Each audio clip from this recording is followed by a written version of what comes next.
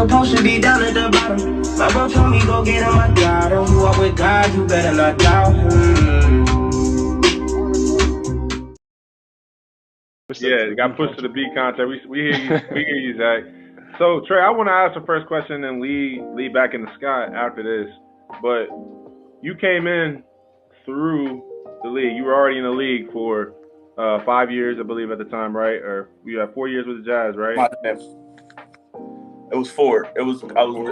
I did 3 years with the Jazz. That 1 year with the Wizards. Wizards, okay. So Cool. it was my 4th, going into my 5th year. So you touched a little bit on this in the final answer, right? And I thought it was great. You touched in on just having to humble yourself to take that opportunity. But I wanted to come back from the angle of people don't know what you're doing on your day-to-day basis. I do, because I'm right there, right next to you, running the sand hill right next to you. I was there. I didn't know what was going on, but I was there when you came down. You got understanding of where you were trying to go when you said the Lord gave you New York, when you heard that, right? And you have to make these decisions, and you get an opportunity to, you looked at the G League as an opportunity, right? You looked at it as, I get a chance to re-showcase who I am, redefine who I am. So you have OKC on the table, right? For what people believe is a great deal, right? You need to take that. People thought it was, to the natural, it was all I had. To the natural eye, to like the natural person, was all I had left. But you also had, because I remember we were in Vegas, you also had, and your agent at the time wanted you to go to China. And I remember we were at Summer League, and you're like, bro, there's not 50-some point guards better than me in the world. There's just not. I remember you saying, I'm like, what is he talking about?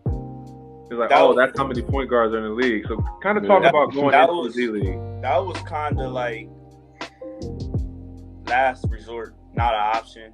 No disrespect to overseas. I just always had a vision for myself of playing in the NBA.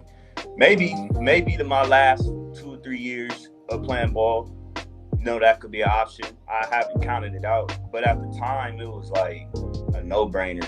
Even with hardly anything on the table from the NBA, it was a no-brainer for me to leave my family and go all the way overseas, or take them all the way overseas and just start kind of over. I looked at that as giving up in my process. For me, not for anybody else. For me, I looked at that as giving up because I knew where I belonged. So I was just at a point where, like you said, I was going into my 5th year. I was just leaving the Wizards, Washington, playing behind John Wall, and I wasn't playing. I was going through my cycle at the time of not playing, and we were in the playoffs. I just knew the opportunity was going to come, and the opportunity never came. All I wanted was 3 minutes in a playoff game. 3 minutes in a playoff game. I know 3 minutes I can raise some eyebrows. So that was my window of opportunity. That's what I was focused on at the time. That never came. So I was going into the off season with hardly any fire. But I had that fire.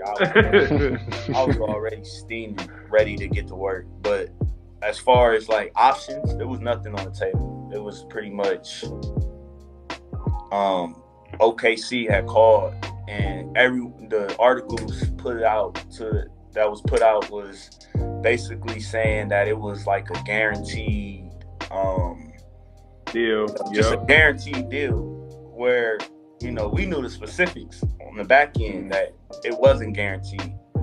Yes, I was going to have the opportunity to go in and kind of start at a place where that was higher than where I was about to go, which is the G League. But I didn't hear that. I wasn't hearing that, and I think that's important for a lot of people, is even if it looks good or it looks appealing, like that's the right option, it's important to have that inner voice that you can hear and listen to, because it's not always green on the other side. The grass isn't always green on the other side. So me looking at that, at first I was excited, like, all right, boom. But But then I snapped back to reality. Like, I know what I just heard. We can get to that in a minute. But I'm like, I know what I just heard after, you know, this summer that I had. I'm, you know, open. I can hear at a high level. But you secluded yourself to prepare, though. So that's key. Most people say they hear stuff. He didn't just. People don't understand. Like, what do most people do in the league? They go out to LA to go kick it, and they go hoop during the day, but go kick it. You didn't do that. You didn't go into LA. You came out to El Segundo and then to Manhattan Beach, and we were in the gym. Which some people consider that LA, but we was out. Isolated.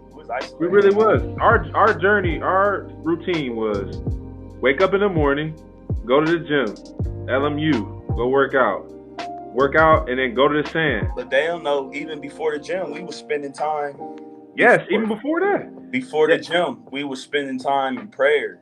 Yep, we spending time in prayer, going over this stuff. So when you say you hear this ain't no, I just hear it. No, this ain't just like some random type of thing I'm hearing. No, this took time. This took time. This took real time. So when you got to the point where it's like, okay, so you made this. This is actually in what they call an educated decision, really for at that particular point in time in your life. And the reason why I'm jumping in here is because when you had that deal on the table, you're at the table. You remember this? You at the table at the house, talking, and I'm not in it because I'm just on the outside, not really. I'm in it, but I keep his stuff to him. Like, you know, I let him, people around helping him out. He always let us come to him with the information. He never, Because I already knew with Trey, I already knew he got people coming at him. He got people tugging at him. He got all time, and I never wanted to be that. I never wanted to be that type of guy that's another tag along to him. And you got to think, at the time, there's still a little hint of, I'm trying to, you know, be where Trey, like, it's still a little hint there. I love him, but it's still there. You know, that part has to go. So he's at the table, and he gets a phone call, because everybody calling you at the time. It was me and Trey. Gets a phone call, and it's my dad. My dad calls him, and my dad is like, yo, and mind you, my dad's trying his best to help him out. It wasn't nothing malicious. He's just trying to figure out, like, yo, what's going on? Why are you doing this? Because my dad's not in the circle back home in Columbus. He's not there. He's only on the out. He's in LA. Like, what's going on? He's observing from afar. He's just observing, like, what's going on? And at the time, me and my pops weren't really talking like that. Like, we weren't, because of my situation, not because of my dad. My dad's always been cool. Because of me. And Trey is sitting there handling this conversation with so much grace and ease. Like, nah, I hear you, Jim, because that's what you call it. I hear you, Jim. That's JJ Jim, you know, and I'm like, dang, he really going through with this. And I just remember look, I got a memory in my eyes on it because it was always sunny. We was like right by the beach, and I could see him sitting at the end of the table just, but go ahead. I just had to paint that picture. Like, yeah, it was, that's when I knew it was starting to get, I mean, the whole process was real, but when the things started to happen that we already were predetermining, we were already talking about what was going to happen once we got closer to the finish line. People were going to start calling. Temptation was going to come to take lower harvest. You know, people were going to call to people that you care dearly about, was going to call to try to persuade you to do what they feel like is best for your situation. So all this stuff was starting to now happen, and we were already proactive. You know what I mean? We were already talking about this stuff. So once it started happening, it was a shock, but at the same time, it was, all right, boom. That means that I passed that last part of the test. Let me go ahead and take care of this next part of the test and just stand on what I already know I'm supposed to stand on. Let me not compromise what I want to do and what I'm hearing for other people's emotions. And that was kind of like what I had to stand on at the time. And Jim was tough. Jim was tough because he was, you know, this is a guy that's actually been through these lines and that's actually, you know, prepared like we prepare. He's played and competed at the high levels like us. He done actually been through it. So, you know, you get that type of call, it's kind of like, dang, like, I gotta stand on this, or I gotta act like I'm gonna take this deal because I want, you know, them to be okay. And that was something that I was breaking for myself, trying not to please everybody. You know, personally, that's something about me that I had to kind of break, that I'm still breaking away from this. You can't please everybody, and you got to do what you know is best for you. So during that process, when that started happening, that gave me more confidence. That gave me more. I was, you know, stronger. You know, my agent at the time was really, we were going at it because he was saying, as much as he wanted to help you, as much as he did help, he helped you a lot. He helped you a lot. He helped a lot. Great guy. He didn't realize, and I knew at the time, and I'm gonna get to the story faster, but I knew at the time he knew I wasn't gonna be with him forever. But he didn't realize my purpose, my intention, my goal for dealing with him and having that business relationship with him was to bring him closer to the Lord. That was always my like biggest thing with my former agent, because I knew he knew about God, but he had like some experiences in his life that was, you know, that was tough experiences that kind of pushed him away from me. You know, and he started. Y'all both at the same time. Y'all come together when I'm not gonna say him because I don't know fully, but y'all at the point where y'all both can really help each other out at the points where y'all. So this y'all come together at the perfect time. This ain't just you just trying to just go help persuade dude. No, from him, he needed something. He needed something from you. I get it. Something from me that he didn't even realize he was about to get, and I just stood on what I knew I heard. Like when I say I heard, like. Long story short, you know, Trey, we was pretty much near the end of the summer with our workouts, with our process, and this was the best summer I ever had. Like, this is the type of summer that I plan on having this summer coming up again. Last summer, I felt like I had a good summer, but it wasn't the same. You gotta have all the pieces there. You gotta have somebody there to push you. You gotta have everything set in stone to have the type of summer that I'm talking about. And we were near the end of this summer. Like, you know, he gave us the schedule. And, you know, I can remember at the beginning of the summer when we seen this, we like, how are we about to get through this whole summer on this? Yes. And I think we just put one foot in front of the other. We just focused on every day. We ain't looking for the end. And I think we probably had like a week or two left in the summer. And it was one specific day, sunny outside. We went to the sand dunes. It was like 3 p.m., 4 p.m. And we was doing our jump program. And the jump program was tough after the days of work. After the day. This after the course. This after we played, all that. Right. Like, we had a jump program that we was on. That was tough. It's tough if you just do that. Just for the just by itself. So imagine doing that after 3 workouts.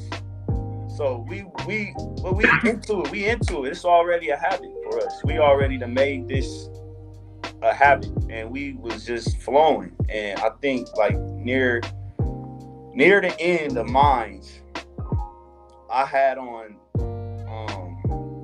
I think Ant had on headphones. I might have had on headphones. Whatever. I was in my own world. I was in my own world, just running through it. And I just remember hearing, and I say it outwardly now. A lot of people are nervous to say that they heard from God, which that makes sense. But I say it because I haven't necessarily heard it this vivid ever in my life. So I don't care if you believe it or not. I know what I heard, you know, and I was just